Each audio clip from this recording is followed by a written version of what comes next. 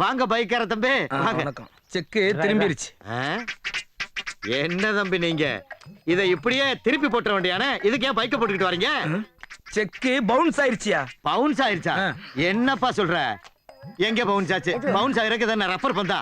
பேங்க்ல பணம் இல்லாம திரும்பி வந்துருச்சியா? இங்க வர்றா. எவ்வளவு பெரிய பேங்க்ல பணம் இல்லையாடா? எவ்வளவு கேவலப்படுத்துறாங்க பாரு. எவ்வளவு அசிங்கப்படுத்துறாங்க. அப்ப நீங்க பேங்க் காரங்கிட்ட தான் கேட்கணும். யோ, பேங்க்ல பணம் இருக்குது, உன் அக்கவுண்ட்ல காசு இல்லையா? யார பாத்தியா அக்கவுண்ட் பேசிக்கிட்டு இருக்க? டேய், அரிசி கடையில அக்கவுண்ட் இருக்காடா? இல்லனே. மளிகை கடையில அக்கவுண்ட் இருக்காடா? இல்லடா. டீ கடையில அக்கவுண்ட் இருக்காடா? இல்லனே. பிராந்தி கடையில அக்கவுண்ட் இருக்காடா? கேதுல அக்கவுண்ட். கேட்டியா?